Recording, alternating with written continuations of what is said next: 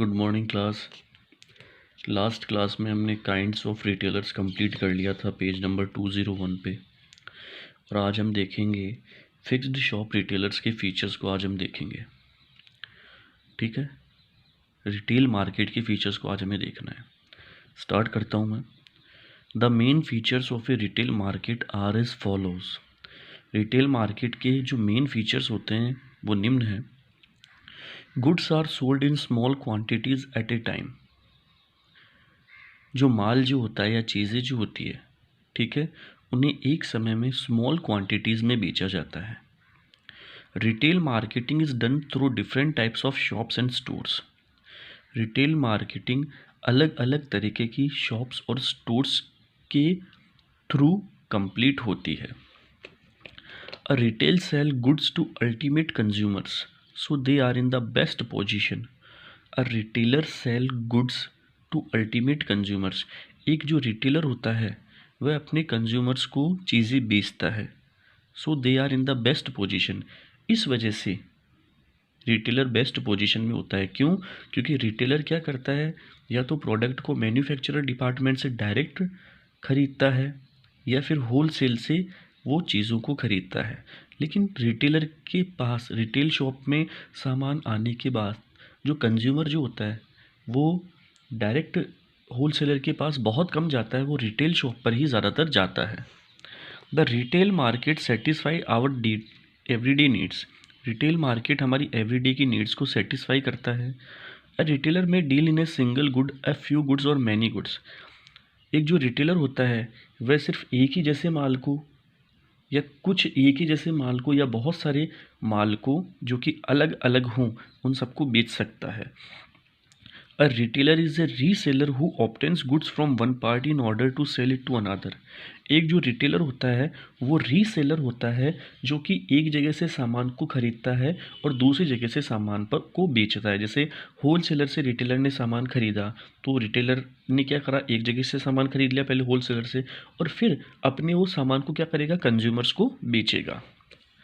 A retailer buys goods from the producer or the wholesaler. एक जो retailer होता है वो किसी प्रोडक्ट के प्रोड्यूसर से या होल सेलर से ही चीज़ों को खरीदता है। In a retail market consumers are able to purchase small quantities of a wide variety of products as competitive prices.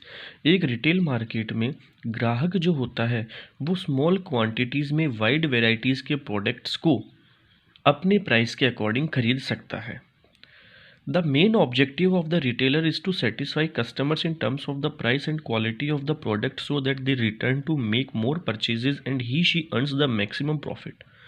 The main objective of the retailer का जो मेन ऑब्जेक्टिव होता है इज़ टू सेटिस्फाई कस्टमर्स। वो क्या होता है कि customer को सेटिस्फाई करना। किस टर्म में? किसी चीज़ के प्राइस के टर्म में या उस चीज़ की क्वालिटी के टर्म में। ठीक है, ताकि उस रिटेलर के पास वो बार बार वो कंज्यूमर आए और वो ज़्यादा से ज़्यादा मैक्सिमम प्रॉफिट को कमा सके। नेक्स्ट है meaning of wholesale markets. Wholesale markets हम किसे कहते हैं, देखिए। These markets are connected with the goods that are brought and sold in large quantities so that they could be sold again to make a profit. These markets are connected with the goods that are brought and sold in large quantities so that they could be sold again to make a profit. Wholesale market क्या होते हैं? ऐसे markets होते हैं, ठीक है, जो कि बहुत ज़्यादा क्वांटिटी के अंदर, ठीक है, बहुत ज़्यादा क्वांटिटी के अंदर एक लार्ज अमाउंट के जो गुड्स होते हैं, चीज़ें होती हैं, उन्हें खरीदते हैं और ये क्या करते हैं, फिर ये जो चीज़ें होती हैं वो रिटेल शॉप पर इनको बेचते हैं ताकि इनको ज़्यादा से ज़्यादा प्रॉफिट मिले। That is wholesaling refers to selling of goods to traders usually in large quantities for resale to ultimate consumers. इस वजह से होल सेलर क्या है, एक इस तरीके का ट्रेडिंग है जिसमें क्या होता है कि होल सेलर प्रोड्यूसर से कोई चीज़ खरीदता है और अपने रिटेल अल्टीमेट कंज्यूमर्स को उन चीज़ों को बेचता है। In this way wholesale markets are linked with the retail markets. इस तरीके से wholesale market retail market से लिंक्ड होते हैं। A wholesaler buys goods from producer in bulk and then sells them to retailers.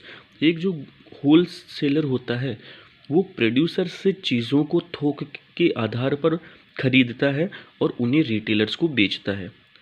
So a wholesaler acts as a link between producers and retailers. इस वजह से एक जो whole seller होता है वो प्रोड्यूसर्स और रिटेलर्स के बीच में एक लिंक की तरह काम करता है। ये देखिए होल सेलर की दुकान ऐसी होती है, ठीक है। आगे देखिए features. The main features of a wholesale market are as under. Goods are sold in large quantities at a time, ठीक है। मेन जो फीचर्स है होलसेल मार्केट के वो क्या है कि goods are sold in large quantities at a time. एक समय में वो लार्ज क्वांटिटीज़ में बहुत ज़्यादा क्वांटिटी में चीज़ों को बेच सकते हैं। The customer of a wholesaler is the retailer or a trader. एक होल सेलर का जो कस्टमर होता है वो या तो रिटेलर होगा या ट्रेडर होगा। Wholesaler usually deals in one product और only a few different products. Wholesaler अक्सर कर एक ही प्रोडक्ट में डील करते हैं या एक से कुछ ज़्यादा प्रोडक्ट्स के अंदर ही वो डील करते हैं। A wholesale market is usually in a big town or city where buyers and sellers from different places gather. एक होलसेल मार्केट जो होता है वो बिग टाउन या सिटीज़ के अंदर होता है जहाँ पर चीज़ों को खरीदने वाले और चीज़ों को बेचने वाले एक ही जगह पर बहुत बड़े प्लेस पर इकट्ठा होते हैं। Prices of the goods in wholesale markets are lower than in retail markets. चीज़ों का जो प्राइसेस होता है होलसेल मार्केट पे वो रिटेल मार्केट से कम होता है। This is because every time the product is sold the seller tries to make a profit. इस वजह से हर एक समय प्रोडक्ट बिकता है और होलसेल मार्केट का जो सेलर होता है वो बार बार अपना प्रॉफिट कमाता है। Government laws and taxes are usually different for retailers and wholesalers. सरकार के जो कानून या टैक्सेस हैं वो रिटेलर्स और होलसेलर्स के लिए अलग होते हैं। Meaning of neighbourhood shops. There are many shops that sell goods and services in our neighbourhoods are called the neighbourhood shop. ऐसी बहुत सारी शॉप्स होती है, ठीक है, जो कि बहुत सारी चीज़ों को या बहुत सारी सेवाओं को हमारे पड़ोस में ही बेचा करती है, उन्हें हम नेबरहुड शॉप्स कहते हैं। Features. The main features of this market are as under. इस मार्केट के जो मेन फीचर्स हैं वो ये हैं। Shops are near our home and we can go there on any day of the week. Shops जो होती है वो हमारे घरों के पास में होती है और हम कभी भी सप्ताह में उन शॉप्स पर जा सकते हैं।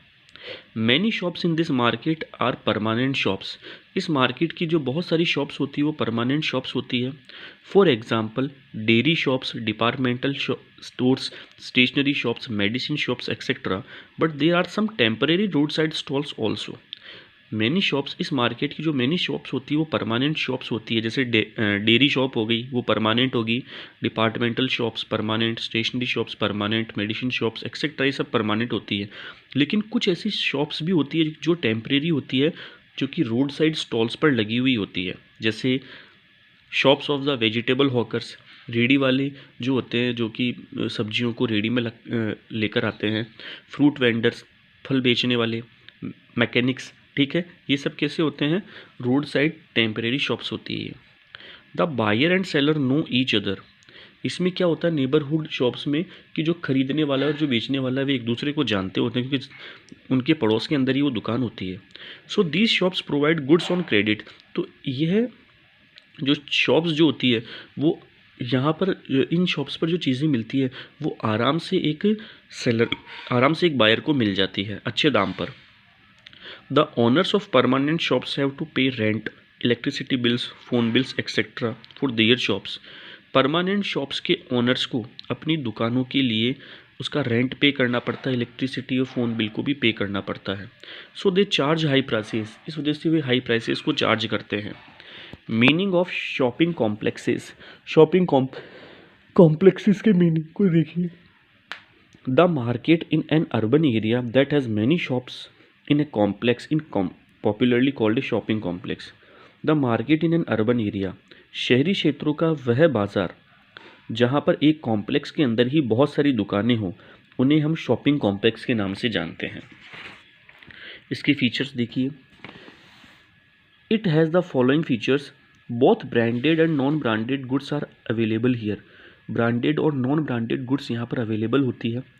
It has large showrooms for goods, ठीक है, माल के लिए यहाँ पर बहुत बड़े बड़े शोरूम्स होते हैं। यहाँ की जो प्राइसेस होती है वो हाई होती है। The prices are high. The sellers are big and rich readers. यहाँ पर जो सामान बेचने वाले होते हैं वो बहुत बड़े और बहुत अमीर व्यापारी होते हैं। The buyers are rich people. और यहाँ से जो सामान खरीदते हैं वे भी अमीर व्यक्ति होते हैं। नेक्स्ट है meaning of malls. The large multi storeyed air conditioned buildings with shops on different floors are known as malls. एक बहुत बड़ी मल्टी स्टोरीड बिल्डिंग जो कि फुल्ली एयर कंडीशनड हो और जहाँ पर हर एक फ्लोर पर बहुत सारी शॉप्स हो, उन्हें हम मॉल्स के नाम से जानते हैं। This is an enclosed shopping space. यह एक घिरा हुआ शॉपिंग स्पेस होता है। This is usually a large building with many floors that has shops. यह क्या होती है, एक बहुत बड़ी बिल्डिंग होती है जहाँ पर बहुत सारे फ्लोर्स होते हैं और बहुत सारे फ्लोर्स पर बहुत सारी दुकानें होती है, रेस्टोरेंट्स होते हैं और कभी कभी वहाँ पर क्या होता है, सिनेमा थिएटर भी होता है। फीचर्स देखिए इसके। A mall has the following features. Mall के कुछ फॉलोइंग फीचर्स होते हैं। The shops in a mall most often sell branded products. एक मॉल के अंदर अगर कोई शॉप है तो अक्सर कर वो ब्रांडेड प्रोडक्ट्स को ही बेचा करती है। These goods are often promoted by advertising and claimed of better quality. यह जो माल होता है उन्हें अक्सर कर प्रमोट करने के लिए एडवर्टाइजमेंट का यूज़ लिया जाता है ताकि उनकी बेटर क्वालिटी के बारे में सभी को मालूम पड़े। It has special showroom set up by various companies. अलग अलग कंपनीज यहाँ पर क्या करती है, अलग अलग तरीके के शोरूम्स को सेटअप करती है। Goods are very expensive. यहाँ की जो माल होता है या चीज़ें होती है वो बहुत महंगी होती है। The sellers are very rich traders. यहाँ पर जो सामान बेचने वाले व्यक्ति होते हैं वो बहुत अमीर व्यापारी होते हैं। The buyers are also rich people. और यहाँ से सामान खरीदने वाले व्यक्ति भी रिच पीपल होते हैं। The general people can not afford the branded products. क्योंकि एक सामान्य आदमी ब्रांडेड प्रोडक्ट्स को अफोर्ड नहीं कर सकता है। Technology bringing markets at a click. Buying and selling can take place without going to a market place. ठीक है, किसी भी चीज़ को खरीदना या किसी भी चीज़ को बेचना के लिए हमें बाजार में जाने की भी ज़रूरत नहीं होती है। आजकल ऐसी टेक्नोलॉजी आ चुकी है। Technology has change the traditional way of marketing by physically presence in the market two by और सेल गुड्स एंड सर्विसेज। तकनीकी ने परंपरागत रूप से जिस तरीके से हम चीज़ों को खरीदने के लिए बाजार में जाते थे, फिजिकली हमें वहाँ पर प्रेजेंट होना पड़ता था किसी भी चीज़ को खरीदने के लिए या बेचने के लिए, तकनीकी ने उन सब चीज़ों को बिल्कुल क्या कर दिया है, आसान कर दिया है। Today anybody can place orders for a variety of things through the phone और the internet and the goods are delivered at the door step.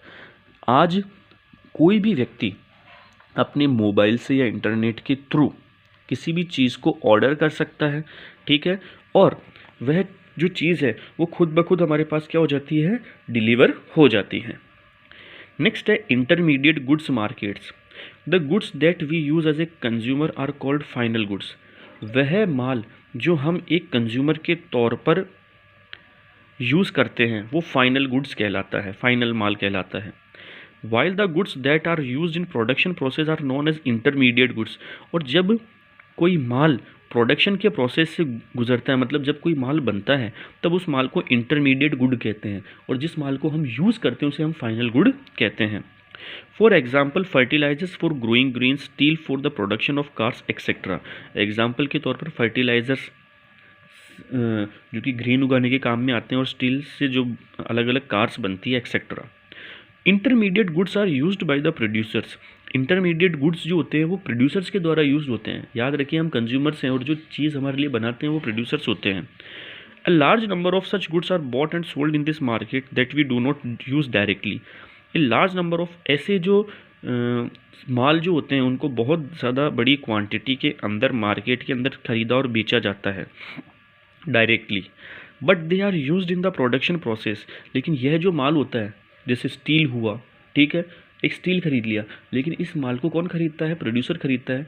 और जब प्रोड्यूसर इस माल को खरीदता है, स्टील को, नॉर्मल को, तब तो ये माल कौन सा होगा, इंटरमीडिएट गुड्स कहलाएगा। लेकिन जब प्रोड्यूसर इस माल से मान लो कोई चीज़ बनाता है, कोई कार बना दी स्टील की, ठीक है, और उस कार को अब हम खरीद रहे हैं और अब उसको यूज़ कर रहे हैं, तो हमारे लिए वो कार क्या हो गई, फाइनल गुड हो जाएगी। So we are generally unaware of this market. इस वजह से हम जो प्रोड्यूसर के लिए जो इंटरमीडिएट जो मार्केट होता है उससे हम ज़्यादातर जागरूक नहीं होते। हम सिर्फ हमारे फाइनल गुड के लिए ही क्या होते हैं, जागरूक होते हैं, क्योंकि हमें यह मालूम होता है कि इंटरमीडिएट जो गुड्स होते हैं वो तो प्रोड्यूसर्स ही खरीदते हैं अपने किसी प्रोडक्ट को बनाने के लिए, और उस प्रोडक्ट को फिर वो कहाँ पर बेचते हैं, होलसेलर पर उस प्रोडक्ट को बेचते हैं, ठीक है। और फिर उस होलसेलर या रिटेलर से हम क्या करते हैं, उस प्रोडक्ट को परचेज़ करते हैं तो वो जो प्रोडक्ट होता है या वो जो सेवा होती है वो हमारे लिए क्या कहलाती है, फाइनल गुड कहलाती है। तो क्लास ये हमारा चैप्टर कंप्लीट हो गया है। कल हम इस चैप्टर के क्वेश्चन आंसर्स करेंगे और आज हम सिर्फ इतना ही पढ़ेंगे। तब तक के लिए थैंक्स।